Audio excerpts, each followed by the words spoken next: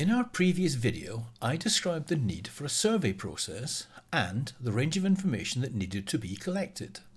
However, measuring the emissions from your employees' commute to work and any home working is just the first step. Of course, reporting your greenhouse gas emissions is for many a requirement, but so is describing what steps are to be taken to either reduce future emissions or at the very least minimise any increase. So what reports will you need? From the survey that you have conducted, you will have to calculate the emissions for each individual's journey using the factors for the relevant travel types. Remember, these change every year, so will need to be updated. As a minimum, you will need a report showing the organisation's total commuting emissions from fossil fuels, that is Scope 3 Category 7. Using the data collected in your survey, you will have to calculate the emissions for each individual's journey. You do this using the government's factors for the relevant travel type. These change every year, so you will need to update them every year. As a minimum, you will need a report showing the organisation's total commuting emissions from fossil fuels, that is Scope 3 Category 7, but it is recommended that you also report outside of scopes the CO2 emissions resulting from biofuels.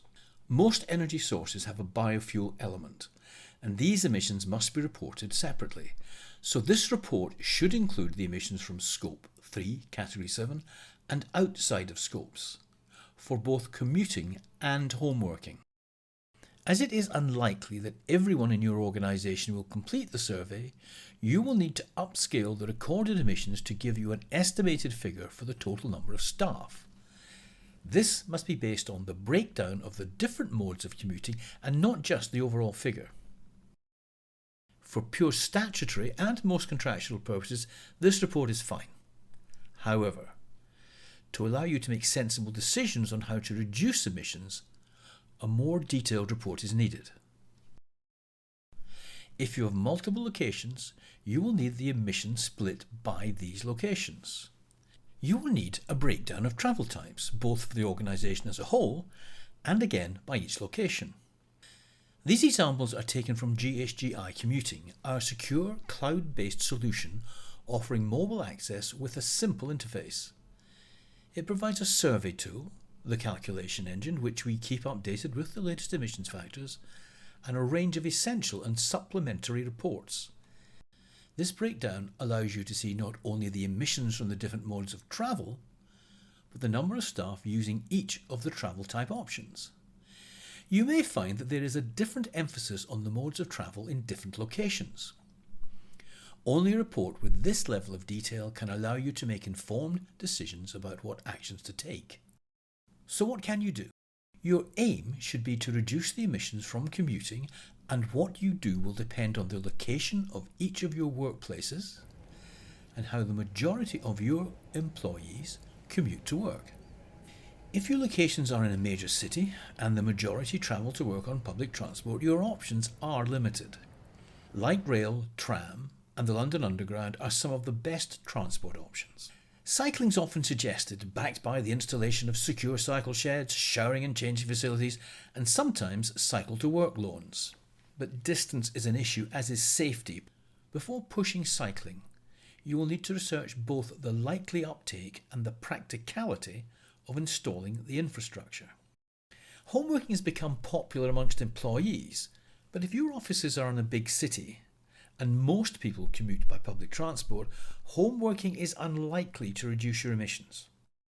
For example, a 32-kilometre round-trip commute from Hammersmith to Canary Wharf using the London Underground would result in 900 grams of CO2e per day.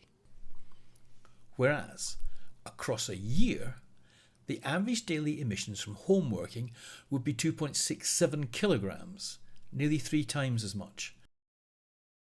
That is why understanding how people currently travel to work is so important. If your staff travel to work mainly on public transport, what can you put in your carbon reduction plan?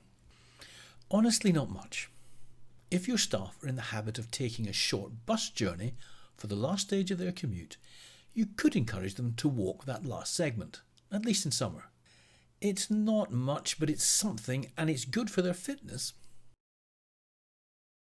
Now, if your premises are on the outskirts of a town or in the countryside, your options are greater, as more people will travel by car or other personal transport types. And what can you do? Car sharing is one option. You can encourage this by coordination and asking drivers to agree pick-up times and locations. A WhatsApp group or posting a timetable on your company intranet or bulletin board can be used to promote the idea. But remember, someone will need to supervise this and keep it on track. It needs to be actively managed, and the take-up will be variable. Car sharing is not convenient for everyone, and not all of the time. Laying on a bus service is an option. If your location is poorly served by public transport, you can organise private buses to take your staff to one or more transport hubs where they can take public transport back to their homes. If your organisation is large enough, say 500 or more employees, companies like Lift and Go can organise private bus services in areas where public transport is not available. These can either take people from there to a transport hub, where they can get public transport to their place of work, or directly to the place of work. The recent rise in the availability of battery electric vehicles also offers some opportunities. They do have emissions based on the electricity used to charge their batteries, but these emissions are considerably less than vehicles powered by fossil fuels.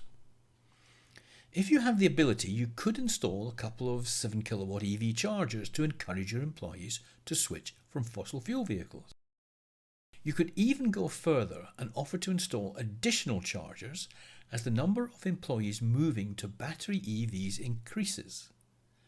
When deciding how to reduce your commuting emissions, you have to understand that this is a sensitive area, so it is essential that any carbon reduction plans must be based on encouragement and not discouragement. For example, you can actively encourage the use of battery EVs, but don't actively discourage the use of diesel or petrol cars. Some people may worry that continuing to drive to work in their petrol or diesel cars might negatively impact their careers. This could cause pushback, compromising the effectiveness of your plans. The greatest danger you might face as a result of flawed messaging is one of discrimination. Even in the modern family, women still bear the burden of childcare. And when a child is sick at school, the mother is almost always the parent to be called to collect them. If mothers are dissuaded from using their cars, it could be viewed as disproportionately affecting female employees. You do not need a charge of sex discrimination laid against you. People with disabilities might also feel that they have a cause to complain.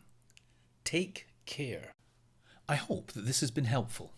To find out more about how we can help you or about GHGI commuting, visit our website and book an appointment. Link in the description. Thank you for watching.